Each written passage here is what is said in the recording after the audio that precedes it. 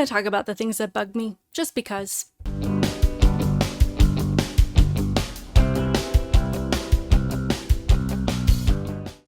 Welcome to my channel, Outspoken Samantha. If you are new here, welcome. Please hit that subscribe button.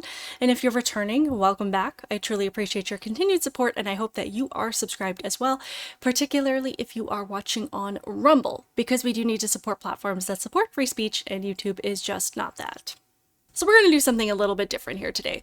I talk about a lot of really heavy subjects on my channel all the time, and it can be a little bit exhausting. So out of total randomness, I'm just going to get a little bit more personal than talking about what everyone else in the world is doing. And I'm going to tell you my 5 biggest pet peeves. Now, just to be clear, I'm not someone who gets irritated by a whole lot, believe it or not, despite what the content of my channel might tell you. Most things I do let roll off my back because most things are just really not worth getting upset about. Life is too short. Even if someone's rude to me, I generally give them the benefit of the doubt, because 9 times out of 10, when someone is lashing out in some way, it's because there's something else going on in their lives, and I just happen to be caught in the crossfire of whatever it is that they're dealing with. So I try to take into consideration the way that I tend to act if I'm irritated by something, or if there's something bothering me in my life, or just some struggle I'm going through, and I know that I can be a little bit more short-tempered or maybe not as nice to people, and so I just kind of put that on others if I feel like they're snapping at me in some way, and probably can just chalk it up to the fact that it's not me personally, but there's something else going on. So that being said, I'm going to tell you 5 things that I even find just a little bit irritating. I don't even know if I would call them pet peeves. Maybe they're just things that kind of make my brain explode if I'm in a particularly not so great mood, but if I were to call these pet peeves, this is what they would be. Number 1. The first one is talking on the phone while you're in the bathroom. I do not understand why people do this, and this is kind of a two-parter. First is when I'm walking into the bathroom and there's somebody following me and we're having a conversation, and they continue to talk to me while we are both going to the bathroom at the same time. Or even if they continue to talk to me while I'm going to the bathroom. I just kind of don't understand why people feel the need to continue to have a conversation like there's nothing going on. The second part of this is when people talk on their cell phone when they're in the bathroom stall going to the bathroom. I'm like, what is so important that you couldn't just either put them on mute or hang up the phone and say, hey, I'll call you back in a minute. I just need to go into the restroom and do my thing. Because that's what I do. I will never, ever, ever take my cell phone into the stall with me or into the bathroom while I'm doing my business and continue talking to someone while that's all happening. I think it's disgusting. And if I ever hear the toilet flush in the background while I'm talking to you, I will hang up.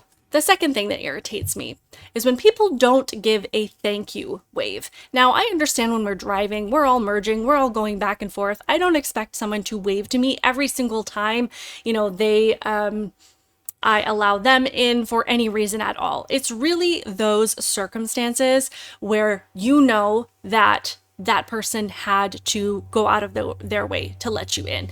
Whether it's, there's a construction area, there's something going on, there's an accident, lanes are merging, something that is just abnormal, and there really has to be a heightened level of being courteous, and that person really has to slam on the brakes or come to an unnatural stop to let you in front of them. I like a good thank you wave. You would be surprised at how far a thank you wave goes, how much it just makes my day. And I always give a thank you wave because I want people to know that I appreciate them. So it really just kind of irritates me when, I let you in and, I'm going out of my way to be a nice person and there's no acknowledgement for that. The third one that really just gets under my skin, and this is because I know you can't tell on camera, but I am 5'9", so I walk kind of fast because I have long legs, and I'm always just kind of in a hurry. Unless I have my kids with me, then we just walk as fast as however fast they're walking. As they're getting older, that is getting to be a little bit more up to speed, but for the most part, I am a fast walker. It drives me insane when I'm walking and there are people that are taking up the entire hallway and I cannot get around them. Like, it's just like traffic. Slow traffic, move to the right. If you are going to hold everybody up, move over so I can walk past you. In the office building that I work in, there's this bridge between my building and the parking lot, and it is pretty wide. It's this really nice walkway that goes between the buildings, and there's plenty of room for people to walk slowly on the outside and to walk quickly on the inside.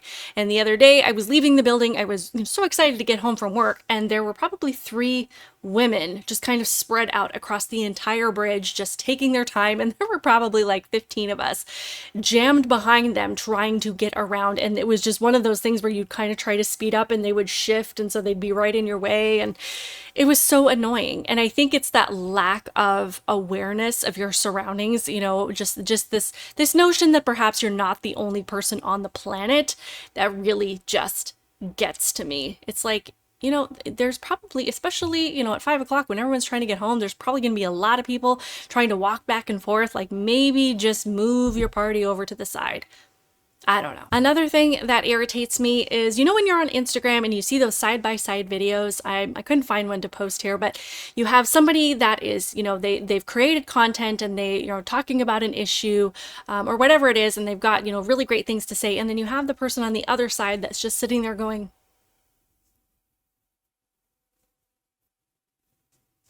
like, what is that? I don't understand how this became a trend. I tried to do a couple of these videos myself because apparently they seem to be really popular and they were getting a lot of attention and a lot of views and a lot of likes. And I just felt ridiculous doing it because I didn't create that content. And even if I did appreciate what they were saying, I think it's more beneficial to use that content in a video and actually respond to it instead of just using what they created and then putting your face side by side to it and then just sitting there and nodding along to it. But for some reason, these videos are super popular and I don't understand because it's not something that you had to put any effort into whatsoever. So I don't understand it. I don't know how this became a trend, but it irritates me when I see it. And the last pet peeve that I have, this really just gets on my nerves, is when people mumble when they are talking to you. I feel like I have to acknowledge the fact that perhaps my hearing is going a little bit because I always have earbuds in, either one or both. So I do feel like perhaps my hearing is being impacted by that. But at the same time, I do feel like because we have become so reliant on technology and communicating through keyboards and texting and all of these things, that our verbal communication has really gone downhill. And when someone mumbles when they talk, I understand maybe the first time they may not realize that they're doing it. But then when you say, excuse me, or what did you say, or I didn't hear what you said, to me, that is an indicator that perhaps you need to enunciate a little bit more because someone just didn't understand the way that you were speaking the first time. But when you continue to mumble and use the same tone of voice and use the same delivery in the following messages that you deliver when someone keeps saying, I don't understand what you're saying, I didn't hear you, and you continue to speak the same way, it blows my mind. It absolutely blows my mind. Like if I say something and someone didn't hear what I said, I speak more clearly. I might raise my voice a little bit. I might speak a little bit more slowly. I don't mean that to be rude, but it's like clearly if you didn't understand what I was saying the first time in the first way that I delivered it, then perhaps I need to adjust what I'm doing. And maybe that all just seems silly to you guys, but I would love to hear what your pet peeves are. If you agree with me, if you think that I'm being a big jerk. And just for honorable mention, I do have one that I thought maybe about including or not including, but I'll just mention it. And this is not me judging parents. This is not me judging anybody. And I think this probably bothered me a lot more years ago than it does now. But it irritates me when parents do not comb their kids' hair. And I don't mean that you have to do your kid's hair and style it and put gel in it, or if you have a daughter, you have to braid it or make it look lovely and like they're going to a special event. That's not what I'm talking about. And I recognize that I have been in the beauty industry for over 20 years, so perhaps people doing their hair